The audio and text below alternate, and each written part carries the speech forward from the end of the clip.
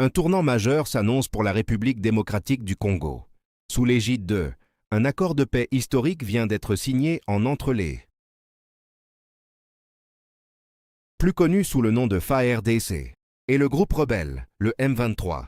Cet accord marque une étape cruciale dans la recherche de la stabilité à l'est du pays, une région longtemps marquée par des conflits armés, des déplacements massifs de population et une insécurité persistante. Les engagements pris incluent un cessez-le-feu immédiat, le retrait progressif des forces sur le terrain, ainsi qu'un processus de dialogue pour une paix durable. Pour de nombreux Congolais, cet accord représente un espoir, celui de voir enfin la fin des violences et le retour à une vie normale. Mais sur le terrain, la vigilance reste de mise, car la mise en œuvre de cet accord sera déterminante. La question que tout le monde se pose désormais est simple. Cet accord sera-t-il respecté? Et surtout, ouvrira-t-il réellement la voie à une paix durable en RDC? Restez connectés sur Actualité H24 pour suivre toute l'évolution de cette actualité majeure.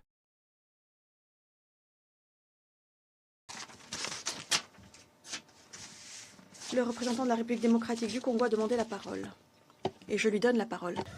Merci beaucoup, Madame la Présidente. Madame la Présidente, qu'il me soit permis tout d'abord de rendre hommage à son Excellence M. Antonio Guterres, secrétaire général des Nations Unies, pour son engagement soutenu en faveur de la paix en République démocratique du Congo et dans la région. Et je voudrais remercier par l'occasion son envoyé spécial, l'ambassadeur Wang Xia, pour son briefing de ce jour. Je voudrais également remercier la directrice exécutive d'ONU Femmes, Madame Sima Sami Baous, pour avoir éclairé le Conseil sur le calvaire des femmes et des enfants congolais dans la partie sous occupation du Rwanda et l'AFC M23. Ma délégation n'aurait pas souhaité intervenir à ce stade, surtout après la prise de position de A3, à laquelle nous nous associons pleinement.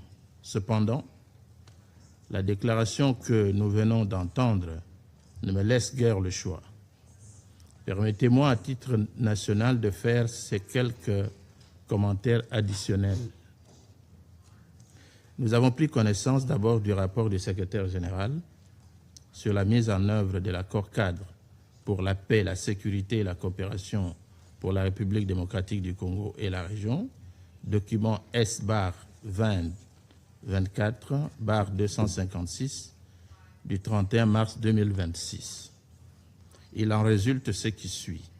Primo, la situation en République démocratique du Congo et dans la région a été marquée par de nombreux efforts diplomatiques au niveau international et régional notamment, avec le mécanisme de surveillance et de vérification du cessez-le-feu du 14 octobre, l'accord cadre de Doha du 15 novembre 2025, les accords de Washington du 4 décembre ainsi que le renforcement de la coordination des efforts de paix africains.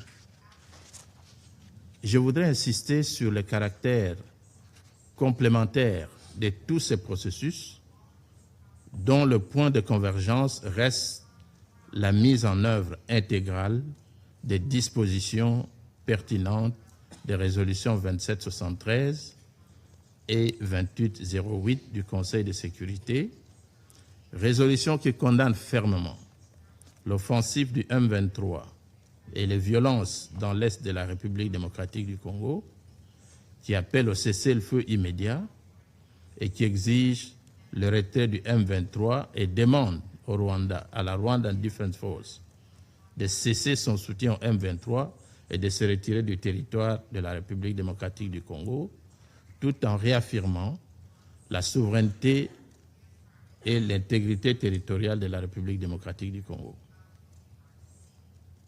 En dépit de toutes ces initiatives, on reste quand même préoccupé, à la lumière des récents développements, par la sincérité de l'engagement du Rwanda et de leurs supplétifs qui s'obstinent à fouler aux pieds leurs engagements au terme des accords susmentionnés. Est-il encore besoin de rappeler que lors d'une interview à Jeune Afrique, au début de ce mois d'avril, et lors d'un dialogue national en février 2026, les autorités rwandaises ont assumé la présence de troupes rwandaises dans l'est de la RDC, qualifiant ces actions de mesures défensives indispensables. Ils ont nié le pillage des ressources naturelles de la RDC et refusé de céder aux menaces, à ce qu'ils appellent les menaces de sanctions internationales. C'est pour cette raison justement que toutes les initiatives de paix prises au niveau régional et international sont restées lettres mortes.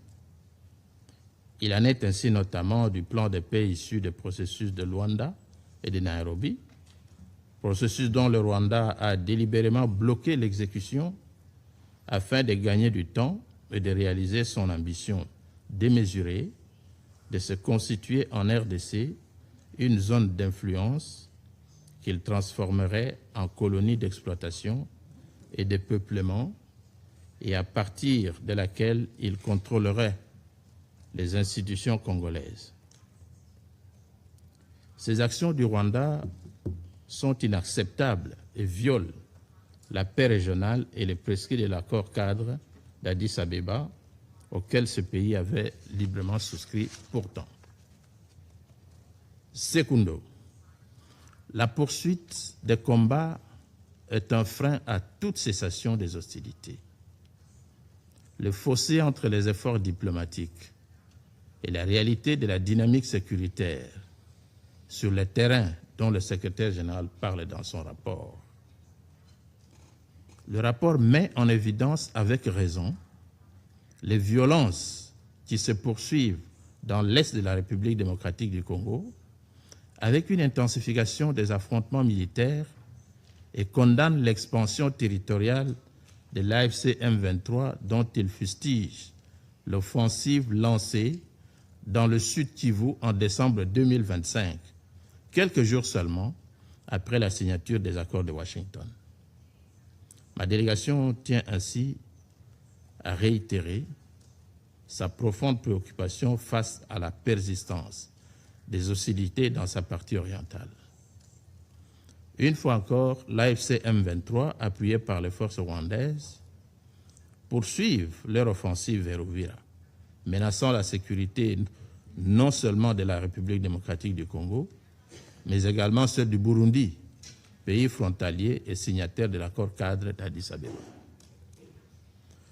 Conformément aux résolutions 2773 et 2808 du Conseil de sécurité, l'AFC M23